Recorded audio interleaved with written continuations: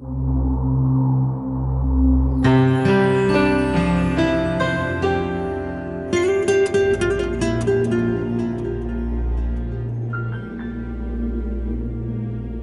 Ekta network வழங்கும் திருச்சபை அன்றும் என்றும் சால்வேஷன் டிவி நேயர்கள் அனைவரையும் அன்போடு வரவேற்கிறோம். இது மாபெரும் வரலாற்றினுடைய ஒரு பங்காக, அதுவும் முக்கிய பங்காக நாம் இப்பொழுது பார்த்து கொண்டு இருப்பது என்னவென்றால், அவருடைய மாபெரும் வரலாற்றிலே இன்று சபையானது தலைமைத்துவமேற்று நடத்த வேண்டும்.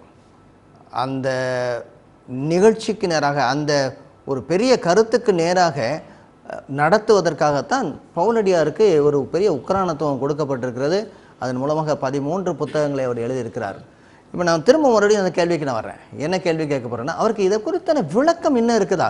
அதாவது சபையை குறித்து இருக்குது, அதில் இன்னமான விளக்கம், சபை எப்படி இருக்க வேண்டும்ங்கிற ஒரு விளக்கம் அவருக்கு இருந்ததா? இப்படி அமைதியாக இருந்தால் கொஞ்சம் நேரம் வட்டிடலாம். அவருக்கு தெரியும். அதனால தான் அவர் சொல்றாரு, எபேசியர் 3வது அதிகாரத்தில் பார்க்கிறோம், இந்த ரகசியம் எனக்கு வெளிப்படுத்தப்பட்டிருக்கிறது, இந்த கிருபை எனக்கு காட்டணுங்கிறாரு. எல்லாருக்கும் வெளிப்படையாக காட்டுறதுக்கு, சபையை குறித்து என்ன ஆண்டவருடைய திட்டம்னு சொல்லி வெளிப்படையாக காண்பிப்பதுக்கு இந்த கிருபை எனக்கு அளிக்கப்பட்டிருக்கிறதுன்னு சொல்றாரு. அதனால சபையை குறித்த ஒரு திட்டம் அவருக்கு நிச்சயம் தெரியும். சபையில் அது சொல்லும்போது இன்னொரு இடத்துல, அதாவது ரோமர்கள் நிருபத்திலையும் சரி, அதுக்கு அடுத்ததாக கொரிந்தியர் நிருபத்திலையும் சரி, அவர் சொல்லும்பொழுது, நான் எல்லா சபைகளையும் இப்படியே திட்டமிடுகிறேன். ஒரு சபையை மட்டும் சொல்லலை, இந்த சபைக்கு இன்னும் அடுத்தது இந்த வேத பண்டிதர்கள் எழுதின அவர்கள் சொல்லிக் கொடுத்ததில் ஒரு பெரிய இதுன்னா, ஒவ்வொரு கடிதங்களும் ஒவ்வொரு பிரச்சனைகளை நீர்ப்பதற்காக எழுதப்பட்டது. அங்கே இருந்த சில பிரச்சனைகள் அப்படின்பாங்க. அந்த பிரச்சனையை நீக்குவது மட்டுமல்ல, ஒரு ஒட்டுமொத்தமான கருத்து, எல்லா புத்தகங்களையும் சேர்த்து பார்க்க வேண்டும். ஒட்டுமொத்தமான கருத்து நமக்கு கிடைக்கிறது. உதாரணமாக, எப்படி வரங்களை உபயோகிப்பது. அவர் சபையில் இன்றைக்குள்ள பெரிய பிரச்சனை என்ன? எந்த வரம் பெரிய வரம்? அதாவது முன்னாடி நின்று நடத்தக்கூடிய வரம் தான் பெரிய வரமா, அல்லது பின்னாடி இருந்து விசுவாசத்தோடு ஜெபிக்கக்கூடிய வரம் பெரிய வரம் இல்லையா அப்படிங்கிற ஒரு பெரிய கேள்விக்குள்ளாக அது 2 வரத்தை எடுக்கிறாரு. ஒன்று, பிரசங்கம் பண்ணக்கூடிய தீர்க்க தரிசன வசனங்கள். இது தீர்க்க தரிசன வசனம்னு இன்னைக்கு சொல்கிற வசனம் கிடையாது. அது கண்டிப்பாக அது வித்தியாசமான. இன்னைக்கு பொத்தம் பொதுவில் நாளைக்கு மழை பெய்தாலும் பெய்யும், பெய்யாவிட்டாலும் இல்லை, இந்த வருடத்தில் வெள்ளம் வரும், எல்லா வருஷத்துலையும் வந்துட்டு தான் இருக்கும். இது அல்ல. ஆனால் என்னென்னா, வேத சத்தியத்தின்படி சுவிசேஷத்தினுடைய அடிப்படையாக கொண்டு இதன்படி நீங்கள் செய்தீர்கள் என்றால் நீங்கள் பிழைப்பீர்கள், இதன்படி செய்யவில்லை என்றால் நிச்சயமாக உங்களுக்கு ஆபத்து, நீங்கள் மனம் திரும்ப வேண்டும். இதுதான் அந்த நாளில் என்ன இருந்ததுன்னா, தீர்க்க தரிசன வசனமாக இருந்துச்சு. தீர்க்க தரிசன வசனத்தில், அதாவது முதலாவது இந்த ஃபஸ்ட்டு தியாலஜின்னு சொல்லுவாங்க அப்படின்னு ஒருத்தர் எழுதியிருக்காரு. இந்த ஃபஸ்ட்டு தியாலஜியன் அது யாருன்னா, அந்த அப்போஸ்தலர், தீர்க்கதரிசிகள், போதகர்கள், இந்த 3 பேரும் ஃபஸ்ட்டு தியாலஜிங்கிறாங்க. இவங்க தான் இந்த வேதாகமத்திலே முக்கியமாக சுவிசேஷத்தை எடுத்து அன்றாட வாழ்க்கையிலே அபியாசப்படுத்தி, இதை செய்தால் பிழைப்பீர்கள், இதை செய்யலைன்னா நிச்சயமாக நீ திரும்ப மனம் திரும்ப வேண்டும் அப்படின்னு எல்லா இடத்துலையும் நான் பார்க்குறது என்னென்னா, புதிய ஏற்பாட்டில் எல்லா நாளுமே ஆல்டர் கால் கொடுத்துருப்பாங்கன்னு நினைக்கிறேன். ஒவ்வொரு நாள் ஆல்டர் கால், ரீகமிட்மெண்ட், கம் பேக். இல்லை, அடுத்த ஒரு 2வது தலைமை 3வது தலைமுறையில் யோவான் எழுதுறாரு, நீ விழுந்து போன இடத்துலேருந்து திரும்பவா அப்படிங்கிறாரு. உள்ள அன்பை விட்டு விட்டாய், ஒரு ரீகமிட்மெண்ட். இப்போ இவருக்கு தெரியுமா அப்படின்னா, எல்லா புத்தகங்களும், அதாவது எல்லா நூல்களையும் எழுதியிருக்கிறார். அதிலும் குறிப்பாக இந்த கடைசியில் அவர் எழுதின 3 புத்தகங்கள், 1 தீமோத்தேயு, அதுக்கு அடுத்தாக தீத்து எழுதியிருக்கிறார், அதுக்கு அடுத்தாக 2 தீமோத்தேயு. இந்த 3 புத்தகங்களிலும் ஒரு சபை எப்படி அமைக்கப்பட வேண்டும் என்கிறத துல்லியமாக ஒன்றா கொடுத்துருக்கிறார். யார் என்ன செய்யணும். நீங்கள் இந்த 1 தீமோத்தேயுன்றதில் நீங்கள் படிக்கும் பொழுது இந்த கருத்தில் படித்து பாருங்கள். எந்த கருத்தில்னா, அதாவது ஹவுஸ் ஹோல்ட் ஆர்டர் அப்படிங்கிற கருத்தில் படித்து பாருங்கள், ரொம்ப நல்லாயிருக்கும். அதுக்கு அடிப்படை என்ன சொல்கிறாருன்னா, 1 தீமோத்தேயு எடுத்துங்க 1 தீமோத்தேயு அதனுடைய 3வது அதிகாரம் 14, 15, 16 வசனம் வரைக்கும் நம்ம வாசிக்கலாம். இதெல்லாம் நம்ம சபைகளில் மனப்பாடம் பண்ண வைக்கணும். இந்த ஆத்தர்ஸ் இன்டென்ட், அது எழுதின ஆசிரியனுடைய நோக்கம். இந்த 3 புத்தகத்துக்கு இதே சொல்லலாம். இந்த 3 புத்தகத்தினுடைய அடிப்படை இதே சொல்லலாம். கேள்வி என்ன? பவுலடியாருக்கு சபை குறித்த விளக்கம் என்ன இருக்கிறது என்பதுதான் அவருடைய அடிப்படையானது. வாசிங்க. நான் உன்னிடத்திற்கு சீக்கிரமாய் வருவேன் என்று நம்பியிருக்கிறேன், தாமதிப்பேனாகில் தேவனுடைய வீட்டிலே நடக்க வேண்டிய வகையை நீ அறியும்படி இவைகளை உனக்கு எழுதுகிறேன். அந்த வீடு ஜீவனுள்ள தேவனுடைய சபையாய் சத்தியத்துக்கு தூணும் ஆதாரமுமாயிருக்கிறது. அன்றியும் தேவபக்திக்குரிய இரகசியமானது யாவரும் ஒப்புக்கொள்ளுகிறபடியே மகா மேன்மையுள்ளது. தேவன் மாம்சத்திலே வெளிப்பட்டார், ஆவியிலே நீதியுள்ளவர் என்று விளங்கப்பட்டார், தேவதூதர்களால் காணப்பட்டார், புறஜாதிகளிடத்தில் பிரசங்கிக்கப்பட்டார், உலகத்திலே விசுவாசிக்கப்பட்டார், மகிமையிலே ஏறெடுத்துக் கொள்ளப்பட்டார். நான் உன்னிடத்துல சீக்கிரமாக வருவேன் என்று நம்பியிருக்கிறேன். இது அவருடைய முதலாவது சிறைச்சாலை அனுபவத்துக்கு பின்பு, அதாவது 60லேருந்து 62 வரைக்கும் ஒரு சிறை கைதியாக அப்போஸ்தலர் நடவடிக்கைகள் அவருடைய 28வது அதிகாரம் 30-31வது வசனத்தில் 2 வருஷம் ஒரு சிறை கைதியாக இருக்கிறார், வீட்டு கைதியாக இருக்கிறார். அதற்கு பின்பதாக அவர் விடுதலை பண்ணப்படுகிறார். அப்போ என்ன செய்யணும், அவர் மக்கதோனியா போயிருக்க வேண்டும். மக்கதோனியா புறப்பட்டு உடனடியாக போயிருக்கிறார். நான் முதல்ல அங்கேருந்து ஸ்பெயினுக்கு போனார்னு நினச்சேன். நான் அங்கேருந்து ஸ்பெயினுக்கு போகல, நேரடியாக மக்கதோனியா போயிருக்கிறார். மக்கதோனியா போகிற நேரத்தில் இந்த எபேசு சபையில் இவர் விட்டுட்டு போகிறார்.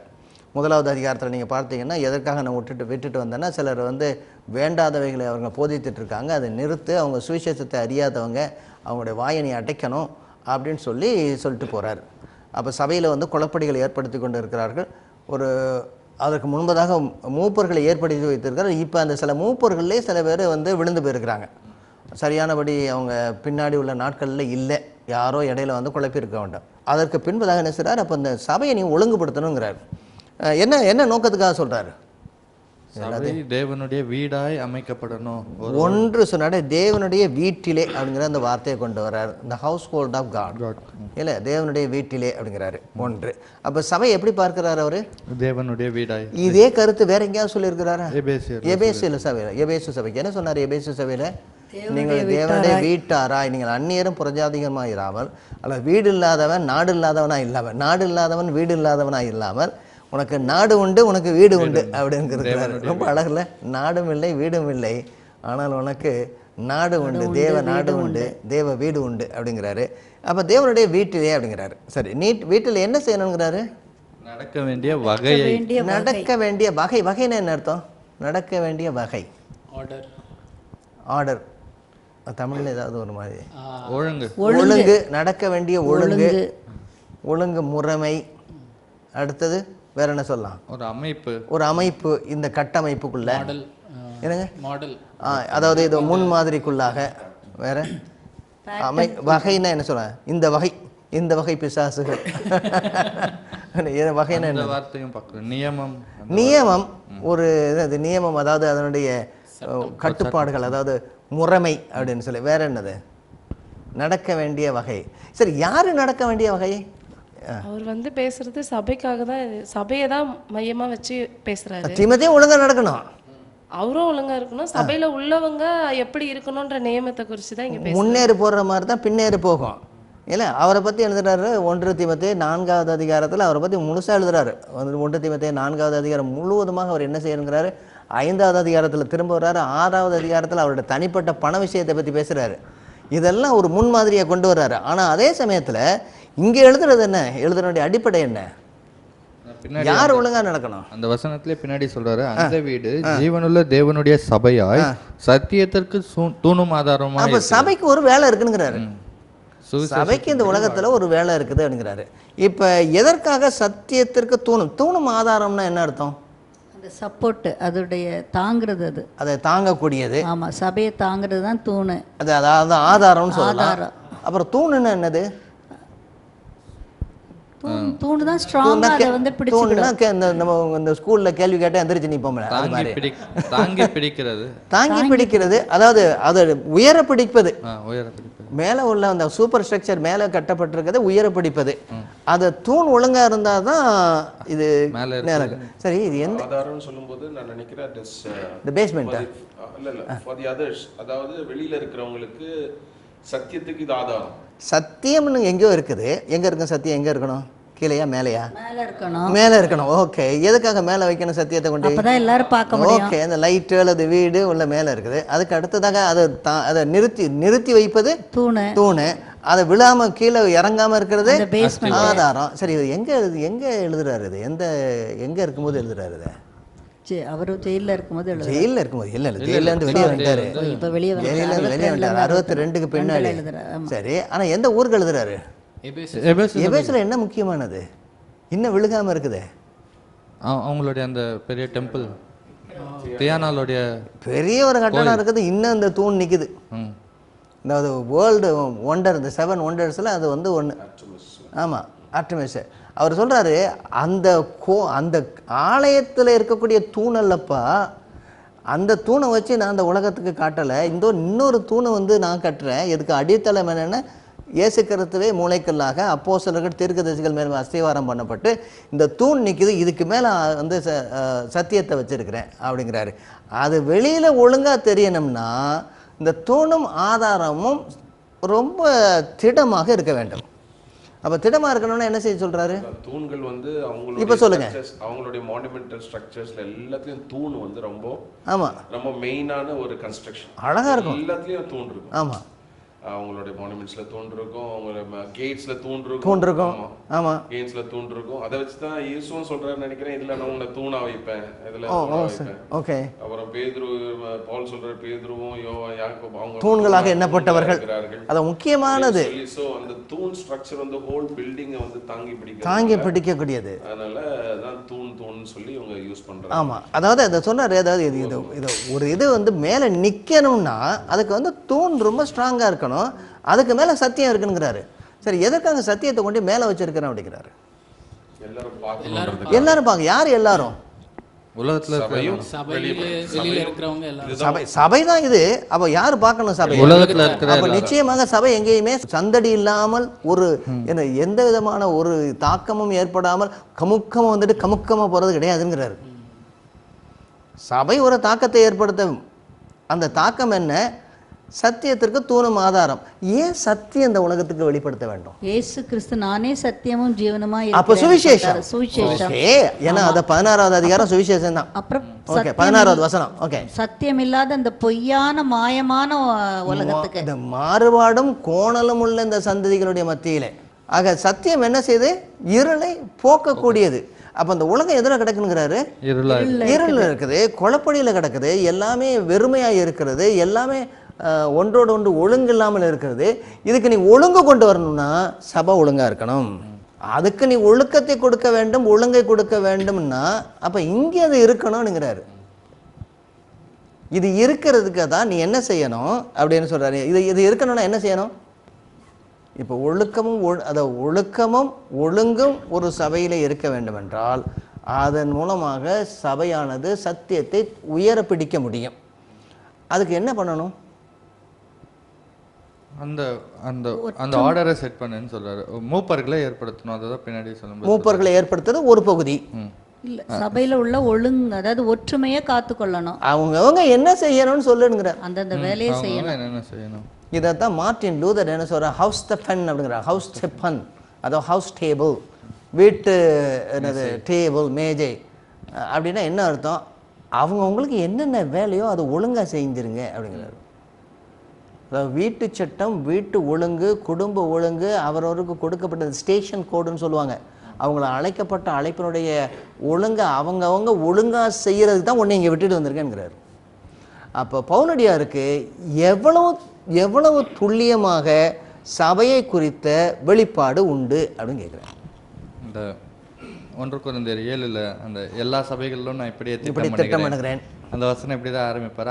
அவனுக்கு அழைக்கப்பட்ட அழைப்பிலே நிலை நிற்பானா. எதுல இருந்து இதை சொல்றாருன்னா, திருமணத்தை குறித்து பேசும்போது நான் அல்ல கர்த்தரே கட்டளையிடுகிறதுன்னு ஆரம்பிக்கிறாரு. திருமணத்தை குறித்துட்டு இதை எடுத்துட்டு வர்றாரு. எபேசுக்கு வரும். அங்க எபேசு சபைக்கு எழுதின நிருபத்துல கணவனையும் மனைவியும் பத்தி பேசிட்டு சொல்றாரு, நான் இந்த ரகசியம் பெரியது, நான் சபையும் கிறிஸ்துவையும் பற்றி சொல்றேன், கிறிஸ்துவையும் சபையும் பற்றி சொல்றேன் அப்படின்னு சொல்றாரு. அப்போ இந்த ஒழுங்கு, இந்த குடும்பமாகிய இந்த ஒழுங்கு சபைக்கும் கிறிஸ்துவுக்கும் இருக்கிற அந்த ரிலேஷனை காமிக்குது, அந்த உறவை காட்டுது. அப்போ நாம இங்க இப்படி அமைக்கப்படணும்ன்றது தேவனுடைய திட்டம். அப்படிதான் தேவன் இதை உலகம் எங்குக்கும் ஒளியா வைத்திருக்கிறாரு. இப்படிதான் அனந்த ஞானம் வெளிப்படணும் அப்படின்ற முழு வெளிப்பாடு பவுலடியாருக்கு இருந்தது. இதுல பெரிய சேலஞ்ச் என்ன தெரியுங்களா? இதுல பெரிய சவால் என்ன தெரியுங்களா? எப்படி ஒற்றுமையா இருக்க முடியும்? இப்ப குடும்பத்துல இப்போ என் மனைவியை வந்து நான் கல்யாணம் பண்ணுறதுக்கு முன்னாடி தெரியாது, இவங்க அப்பாவை தெரியும், மனைவியை தெரியாது. ஆனால் கல்யாணத்து அன்னைக்கு தான் வந்து 2 பேரும் எப்படி நல்லா இருக்கியான்னு கேட்குற மாதிரி அந்த நிலைமையில் இருந்தது. சரி, இப்போ 2 பேருக்கும் தெரியாது, 2 பேரும் வித்தியாசமான சூழ்நிலையில் இருந்தவங்க. இவங்க எப்படி 2 பேரும் ஒரே சரீரமாக முடியும்? இதுதான் ரோமர் 14 சொல்கிறாரு. எப்படி ஒரே சரீரமாக முடியும்? ரோமர் ரோமர் 14 இதான் சொல்றாரு, 2 பேருக்கும் கிறிஸ்து மரித்திருக்கிறார். 2 பேருக்கும் மரித்திருக்கிறார். சுவிசேஷம் தான் இதை செய்ய முடியும். ரெண்டுமே ஒற்றுமையாகப்படுத்துறது சுவிசேஷம் தான். இதை விட பெரிய சவால் என்ன? கணவனுக்கும் மனைவிக்கும் இருக்கக்கூடிய இந்த ஒற்றுமை புரிதல், அந்த முதல்ல ஒரு 3-4 மாதங்கள் அல்லது ஒரு 2-3 வருடங்கள். அன்னைக்கு ஒரு மீம்ஸ் பார்த்தேன், இவ்வளோ பெரிய புத்தகத்தை வச்சு படிச்சுட்டு இருக்கான். என்னென்னா ஒரு 4 வரி, என்ன மனைவியை புரிந்து கொள்வது எப்படிங்கிற புத்தகம், அவ்வளோ பெரிய புத்தகம். என்ன இவனை தான் முடிஞ்சான்னு கடைசியில் உங்களுக்கு எனக்கு புரியவே மாட்டேங்குது, நீங்கள் என்னை புரிஞ்சிக்கவே இல்லை அப்படிங்கிறதுக்கு. அது புரிதல் ஏதோ ஒரு நாளில் முடிஞ்சிருச்சு. சில பேர் சில பேர் சொல்லுவாங்க, நாங்கள் லவ் பண்ணி 2 பேரும் தெரிஞ்சுக்கிட்டு கல்யாணம் பண்ணிட்டோம் அப்படின்பாங்க. வந்த பிறகு தான் தெரியாதெல்லாம் தெரியும். தெரிஞ்சது 20% தான், தெரியாதுன்னு 75-80% இருக்குது. இப்போ அது ஒரு பக்கம் இருக்குது. இன்னொன்று புரியாத புதிர் என்னென்னா, யூதர்களும் கிரேக்கர்களும் எப்படி ஒன்றாக முடியும்? இவங்க 2 பேரும் எப்படி இந்த ஒற்றுமைக்குள்ளே வர முடியும்? அப்போ இந்த 2 பேருமே ஒற்றுமைப்படுத்துவது எது? அப்போ இவங்க ஒற்றுமையில் இருக்கணுமா? இது ஒழுங்கு இருக்கணுமா அப்படின்னு கேட்டிங்கன்னா எல்லாத்துக்கும் ஒரே ஒரு ஆன்சர் தான், எஸ் தான். எஸ் அண்ட் ஆமென். ஆவியானவர். இது இல்லைன்னா என்னது? பரிசுத்த ஆவியானவர். இயேசு கிறிஸ்துவினுடைய சிலுவை மரணம், அவருடைய சுவிசேஷம், அதை அன்றாடம் நம்முடைய வாழ்க்கையிலே நிகழ்வுபடுத்தக்கூடிய, நினைப்பூட்டி நிகழ்வுபடுத்தக்கூடிய, அதாவது மேக் இட் ப்ராக்டிக்கல், அந்த இதுக்கு கொண்டு வருகிறது. அதாவது அன்றாட வாழ்க்கையிலே அப்பியாசப்படுத்தக்கூடிய கிருபை இந்த பரிசுத்த ஆவியானவர் மூலமாக, வேத வசனத்தை எடுத்து அவர் கூறுவதன் மூலமாக, சபையினுடைய ஐக்கியத்தின் மூலமாக. ஒரு நாள் அதாவது வேத வசனத்தையும் பரிசுத்த ஆவியானவரையும் தனியாக விட்டுறது போல, வேத வசனம் பரிசுத்த ஆவியானவரும் சபையிலே, தேவனுடைய வீட்டிலே ஒவ்வொருவரும் ஒழுங்காக இருக்கக்கூடிய வகையை நீ அறியும்படிக்க, அந்த வீடானது ஜீவனுள்ள தேவனுடைய சபையாய் சத்தியத்திற்கு தூணும் ஆதாரமாக இருக்கிறது. இப்போ இந்த வசனத்தை வச்சுட்டு நம்ம இப்போ கொஞ்சம் யோசிப்போம். என்ன யோசிப்போம்னா, 1 தீமோத்தேயு, 2 தீமோத்தேயு, தீத்து, இந்த 3 புத்தகங்களிலையும் இந்த ஒழுங்கு குறித்து தான் பேசுகிறாரா? எந்த இடத்துல இந்த ஒழுங்கு குறித்து பேசுகிறாருன்னு நினைக்கிறீங்க? தீத்துக்கு சொல்லும்போது சொல்றாரு, குறைவானவைகளை நீ நிறைவாக்கும்படிக்கு ஒழுங்குபடுத்துறதுக்கு ஒண்ணு ஒரு இது என்னன்னா, சரியான மூப்பர்கள் வேணும். அதாவது சீனியர் எல்டர்ஸ், அதாவது பெரிய மூப்பர்கள்ல பெரிய மூப்பர்கள், மூத்த மூப்பர்கள் அப்படின்னு சொல்லலாம். மூத்த மூப்பர்களை ஏற்படுத்து அப்படிங்கிறாரு. ஓகே, மூத்த மூப்பர்களை ஏற்படுத்தும் பொழுது என்ன நடக்குங்கிறாரு. என்ன நடக்கும்? இந்த கேள்வி என்ன, நான் முதல்ல இருந்து திரும்ப அந்த கேள்வியை மறந்து போகக்கூடாது. தேவனுடைய திட்டத்தை குறித்த ஞானம், அறிவு, புரிதல் பவுலடியாருக்கு இருக்கிறதா? அது எவ்வளவு தூரம் இருக்கிறது? எதெல்லாம் அவர் இங்கே குறிப்பிடுகிறார்? அப்படிங்கும்போது நம்ம இங்கே இந்த பகுதியை எடுக்கிறோம். அவர் எழுதனுடைய நோக்கம் எதுங்கிறோம். அது என்னது? நீ ஒவ்வொருவரும் நடக்க வேண்டிய வகைகளை அவர்களுக்கு நீ போதிக்கும்படியாக நீ அறியும்படிக்கு, அப்படிதான் நான் சொல்லணும். தேவனுடைய வீட்டிலே அவரவர்களும் நடக்க வேண்டிய வகையை நீ அறிந்து அதை போதிக்கும்படியாக நான் உனக்கு எழுதுகிறேன். அந்த வீடு எதற்கு முக்கியமானதுன்னா, தேவனுடைய சபையாய் சத்தியத்துக்கு தூணும் ஆதாரமாக இருக்கிறது.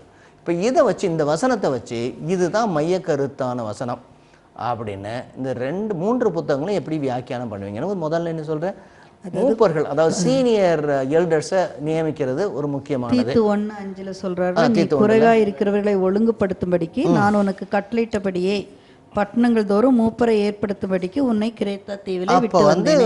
ஆனா அந்த மூப்பர்கள் எப்படிலாம் இருக்கணும்னு அந்த இதையும் சொல்றாரு. இப்போ ஒரு ஒவ்வொன்றா போகலாம், குவாலிஃபிகேஷன். ஆமாம், இப்போ ஒவ்வொன்றா போகலாம். இப்போ என்ன சொல்றாருன்னா, அப்போ சீனியர் எல்டர் 3 விதமான எல்டர் சொல்லுவாங்க. ஒன்று ஹவுஸ் சர்ச் எல்டர், அதுக்கடுத்தது அந்த city elder, cluster city elder, அதுக்கடுத்தது சீனியர் எல்டர். அவங்க இதை விட அதிகமானவங்க. இந்த தீத்துக்களை நிறுவனத்தை சொல்கிறது, அதாவது அந்த கிரேத்தா தீவில் உள்ள எல்லா சபைகளுக்கும் அவர் ஒரு முக்கியமான ஆளாக இருக்கிறாரு. சரி, அவர் எப்படிப்பட்டவராக இருக்கிறோங்கிறாரு? அவர்படி கேரக்டர்ஸ்லாம் எல்லா குவாலிஃபிகேஷன்லாம் கொடுக்குறாரு. குற்றம் சாட்டப்படாதவர், மனைவியை உடையவன், தன்னுடைய சொந்த குடும்பத்தை நடத்துகிறவர், ஆமாம், இதெல்லாம் அவங்கவர்கள் நடக்க வேண்டிய வகை. அப்போ மூப்பர் நடக்கணும்னா அதுக்கு செய்வா யாரெல்லாம் நடக்கணும்? அவருடைய மனைவி, அவருடைய பிள்ளைகள், அதுக்கடுத்த குடும்பம், அதோடு கூட சபையிலே அவரோடு இருக்கக்கூடிய உறவு, வெளியிலே அவரோடு இருக்கக்கூடிய உறவு. இது என்ன செய்ய, இதெல்லாம் கொண்டு வந்தால் என்ன செய்யலாம் முடியுங்கிறாரு. நீ ஒழுங்காக இருந்தீங்கன்னா, இந்த தீத்துக்களை நிருபத்தை மட்டும் எடுப்போம். நீ ஒழுங்காக இருந்தீங்கன்னா என்ன நடக்கும்? போதக சமத்தனா இருக்க வேண்டும். இருந்தா என்ன நடக்கும்? இந்த லீடர்ஷிப் குவாலிட்டி உனக்கு ஆமா, இருக்கும். இருக்கு. அப்பதான் நீ இருந்துச்சுன்னா நீ என்ன? வந்து சபையை நடத்த முடியும். சபையை நடத்துறது மட்டும் இல்லை, இன்னொன்று ஒன்று இருக்குது. சபையை அதாவது நம்ம வந்து அன்றாட நடத்துறது ஒன்று, இன்னொரு பகுதியை அவர் கொண்டு வர்றாருங்க. அதாவது நீ முன்மாதிரியா இருப்ப, முன்மாதிரியா இருப்ப. 8 வசனம், அதாவது தேவ வசனம் தூசிக்கப்படாமல் இருக்கும், நம்மளை குறித்து குறை வரணும், சுவிசேஷம் அலங்கரிக்கப்படும். அங்கே அதாவது 2வது அதிகாரத்துக்கு போயிட்டீங்க. 2வது அதிகாரம் 4வது வசனம், 7வது வசனம், 9வது வசனத்துக்கு போயிருங்க. எதுக்காக அப்படிங்கிறாரு. அதுக்கு முன்னாடி அதில் கொடுத்துருக்கிறாரு. ஏன் சிலர் உள்ள வந்து இருக்கிறான், முழு குடும்பத்தையும் கவிழ்த்து போடுகிறான். சரி, ஒழுங்குபடுத்துதல் கவிழ்த்து போடுகிறது, எவ்வளவு வித்தியாசம்? 2 extremes. என்னது கவிழ்த்து போடுறது? என்ன அர்த்தம்? அழிச்சு போடுறது. அழிச்சு போடுது இல்ல இல்ல, அது குழப்பி போடுறது, குழப்பிடுறது. அதாவது இந்த சமாரியர்கள்ல பண்ணாங்க இல்லையா, என்ன செய்யணுமோ அதுக்கு அகைன்ஸ்டா மாத்திடுறது, ஆப்போசிட்டா. எப்படி இருக்குது இதுதான் செய்யணும்ன்றதுக்காக ஏற்படுத்தப்பட்டதுக்கு அதாவது ஒரு இதில் வந்து இந்த பிள்ளைங்க சொல்லுவாங்க, ஸ்கூலுக்கு போகும்போது எல்லா புத்தகத்தையும் நல்லா வச்சுருப்பாங்க, வீட்டில் வந்தாலும் ஒரு கொட்டு கொட்டுவாங்கல்ல, அப்படி தூக்கி எங்கே எது போனுச்சுன்னு தெரியாது. ஒரு பானையில் தண்ணி இருக்குன்னு வச்சுக்காங்களேன், தண்ணி நேராக இருக்கணும். அந்த பானையை தலைகீழ கவுத்துனா தண்ணி எல்லாம் கீழே போயிடும், அது எம்டியாக தான் இருக்கும், ஒன்றுமே இல்லை அதில். ஆமாம், கவிழ்த்து போடுறதுன்னா அங்கே ஒன்றுமே இல்லாமல் எல்லாமே அதான் எதுவுமே இருக்கக்கூடாது அதுக்குள்ள ஒன்று. இப்போ கொட்டி போட்டாத பரவாயில்ல, இருக்கிறத இதை குலைச்சி போடுறது, கொட்டி போடுறது ஒன்று, குலைத்து போடுறது இன்னொன்று. அதாவது சரியான ரிசல்ட் வர வேண்டிய இடத்துல தவறான இது. அதான் இயேசுவர் சொல்லும்போது சொல்றாருல, என்னோட சேர்க்காதவன் என்னை விட்டு பிரிக்கிறான், என்ன பிரிக்கிறான், என்னோட சேர்க்காதவன் குலைத்து போடுறான், எல்லாத்தையும் குலைக்கிறான். ஆமாம், ஸ்கேட்டர்ட். என்னோட சேர்க்காதவன் சிதறடிக்க பண்ணுகிறான். சபை தப்புன்னு சபையை விட்டு வெளியே அனுப்பல இவங்க, சபையை இது பண்ணல, சபையை குலைத்து போடுறாங்க, சபை தவறான விஷயத்தை செய்யுது. அது எப்படி நடந்தது அந்த இடத்துல நடந்ததுன்னா, நம்ம சபையில் ஒரு 10 குடும்பம் 20 குடும்பம், ஒரு 15-20 குடும்பம் தான் இருக்குன்னு வச்சுக்கோங்க. அப்போ தான் அவ்வளோதான் இருந்தது அந்த நாட்களில். அதில் ஒரு 3 குடும்பத்தை கைவசப்படுத்தி கொண்டால் அதுக்கு சப்போர்ட்டாக அவங்க சொல்கிறதுலேயும் உண்மை இருக்குன்னு சொல்கிறதுக்கு ஒரு 2 குடும்பம் வரும். இப்போ 10 குடும்பத்தில் 3 குடும்பம் எதிர்ப்பு, 2 குடும்பம் இடையில அங்கங்கே ஆடிக்கிட்டு இருக்கோம். அதுக்கு அடுத்தது பார்த்துக்கிட்டு இருக்கோம் எங்கெல்லாம் போகலாம் அப்படின்னு அடுத்த 3 குடும்பங்கள். இதுதான் சபையை குலைத்து போடுகிறது. ஒரு நறுமண தைலம் உள்ள ஒரு பெரிய குப்பியில், ஒரு பானையில் ஒரு செத்த ஈ போதும், ஒரு செத்த ஈ, அவ்வளோதான். தீத்துக்குள்ள நிருபம் எடுத்ததுனால கொண்டு வராங்க. அவருடைய ஒழுங்கு என்ன, கிரமம் என்ன, மூப்பர் எப்படி இருக்க வேண்டும், அவர் உள்ள என்ன செய்ய வேண்டும், வெளியிலிருந்து வரக்கூடியவர்களுக்கு விரோதமாக வரக்கூடிய அந்த தவறான உபதேசங்களை எப்படி தடுத்து, உபதேசம் மட்டுமல்ல, அவங்க சொல்லும் போது என்ன சொல்றாருன்னா, கிரேத்தா தீவார், ஓயா பொய்யர், பெருமைத்து சோம்பேறிகள். வயிறு பெருசு, வேலை செய்ய மாட்டோம், அதனால எப்படி ஈஸியாக எளிதாக கிடைக்கும் அப்படின்னு பார்ப்போம். அதுக்கு என்ன சொல்லணும், ஓயா பொய்யர், எல்லா இடத்துலையும் பொய் சொல்லணும். அதுக்கடுத்து துஷ்ட மிருகங்கள், எவன்கிட்ட வந்து அடித்து பிடுங்கலாம் அப்படிங்கிற துஷ்ட மிருகங்கள். இந்த கொரோனா நாட்கள், அந்த கோவிட் நாட்களில் வந்து இந்த ஏழை மக்களுடைய கண்ணீரை பணமாக்கிட்டு இருந்தாங்கல்ல, அதுதான் இதே தான், கண்ணீரை பணமாக்கிட்டு இருந்தாங்க.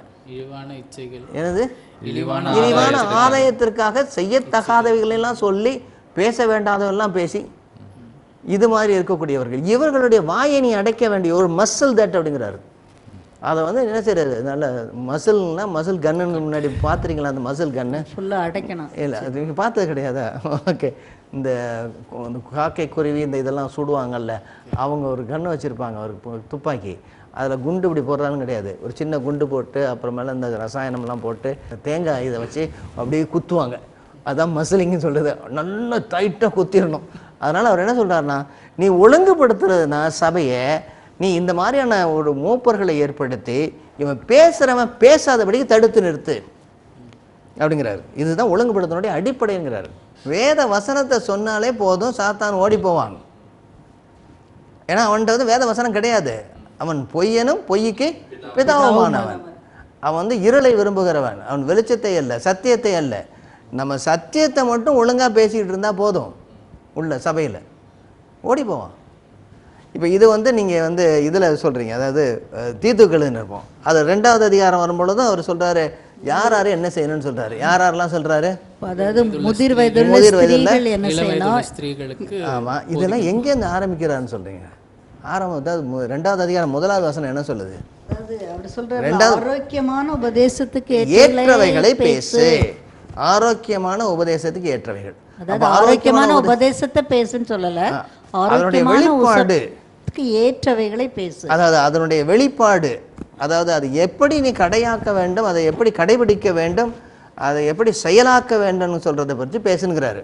சுவிசேஷத்தை சொல்லியிருக்கேன், ஆனால் சுவிசேஷத்தை எப்படி நடைமுறைப்படுத்துவதுன்னு பேசு. அப்போ சுவிசேஷத்தை நடைமுறைப்படுத்துவது என்ன? முதலாவதாக யாரை பற்றி பேசுறாரு? முதிர் வயதுள்ள ஸ்திரீகள். அதுக்கு அடுத்தது அவங்க என்ன செய்யணும்? புருஷர்களை சொல்றாங்க. முதிர் வயதுள்ள புருஷர்கள், அவங்களுடைய வேலை என்ன? முதிர் வயதுள்ள ஸ்திரீகளுடைய வேலை இளம் வயதுள்ள ஸ்திரீகளுக்கு போதிக்க வேண்டும். ஆமா. அதுக்கு அடுத்தது இன்னொரு யார் சொல்றாரு? முதிர் வயதுள்ள புருஷர்களை தான் சொல்றாரு. அதுக்கு அடுத்து சரி, முதல்ல புருஷர்கள் சொல்றாரு. அவங்க வாலிப புருஷர்களுக்கு என்ன சொல்லணும் கீழே சொல்றாரு. அந்தபடியே வாலிப புருஷர்கள் அப்படியே இருக்கணும், அதே அவங்களுக்கு கொடுக்கப்பட்டிருக்குது. அடுத்தது முதிர் வயதுள்ள ஸ்திரீகளை சொல்றாரு. அதுக்கு கீழே வாலிப ஸ்திரீகள், அவருடைய குடும்பம், பிள்ளைகள், குடும்பத்தை பத்தி பேசுறாரு. பின்னாடி என்ன பேசுறாரு? ஊழியத்தை அங்க போதிக்கக்கூடியவரை பத்தி பேசுறாரு. அதுக்கு அடுத்தது இங்க நற்கிரியைகள் செய்கிறது, நற்கிரியைகள் செய்யறது. அதுக்கு முன்னாடி 2வது அதிகாரத்துல 9-10 வசனங்கள்ல சுவிசேஷத்துக்கு அலங்காரமா நாங்க வாழணும்ன்ற யார வாழ சொல்றாரு? சபை இல்ல, பாருங்க, வேலைக்காரர்கள் எஜமான்களுக்கு கேள்வி. அதாவது மறுபடியும் திரும்ப இந்த ஸ்டேஷன் கோடுன்னு சொன்னேன், அவங்க உங்களுக்கு அழைக்கப்பட்ட அழைப்பினுடைய அடிப்படையில் சொல்லிட்டு வர்றாரு. இப்போ இவங்கெல்லாம் ஒற்றுமையாக இருந்தால் இந்த சபையானது சத்தியத்துக்கு தூணுமா ஆதாரமாக இருக்கு. நம்ம ஒரே ஒன்று தான் எடுத்தோம், இன்னும் 2 நம்ம பார்க்க போகிறோம். அதாவது இப்போ நம்மளுடைய கேள்வி என்னன்னா, இந்த சுவிசேஷத்தினுடைய அடிப்படையிலே சபையை அவர் ஒழுங்குபடுத்தும் பொழுது பவுலடியாருக்கு, அவர் என்று சொல்லுது பவுலடியாருக்கு, பவுலடியாருக்கு சபையை குறித்த எவ்வளவு விளக்கமான ஞானம் புரிதல் இருந்தது அப்படின்னு நம்ம பார்த்து கொண்டு வரும் பொழுது முழுமையாக நம்ம இந்த 3 கடைசி கால கடிதங்கள், அதாவது அவருடைய போதகர்களுக்கு எழுதப்பட்ட, அதாவது சபையை எப்படி ஒழுங்குபடுத்த வேண்டும் என்று எழுதப்பட்ட இந்த 3 கடிதங்கள், 1 தீமோத்தேயு, அடுத்ததாக தீத்துவுக்கு எழுதிய நிருபம், கடைசியாக 2 தீமோத்தேயுடைய நிருபங்களை பார்த்து கொண்டு வருகிறோம். சத்தியத்திற்கு தூணும் ஆதாரமாய் சபையை நடத்த வேண்டும் என்றால் ஒவ்வொருவரும் என்ன செய்ய வேண்டும் என்கிற ஒழுக்கத்தையும் ஒழுக்க கட்டுப்பாடையும் அவர் கொடுத்து கொண்டு இருக்கிறார். அவர் கட்டுப்படுத்தவில்லை, ஒரு கட்டுக்கோப்புக்குள்ளாக கொண்டு வருகிறார். இதெல்லாம் அவருக்கு வெளிப்படுத்தப்பட்டிருந்தது. ஏதோ சொந்த கருத்திலேயோ அல்லது அந்த கிரேக்க தத்துவத்திலேயோ அவர் செய்யவில்லை. கர்த்தர் அவருக்கு வெளிப்படுத்தின வெளிப்பாடு. இதை குறித்து நாம் தொடர்ந்து பார்ப்போம். இந்நிகழ்ச்சி குறித்த உங்கள் கருத்துக்களை எங்களுக்கு தெரியப்படுத்துங்கள். அலைபேசி எண் 9789987664. மின்னஞ்சல் முகவரி tv@ektanetwork.org.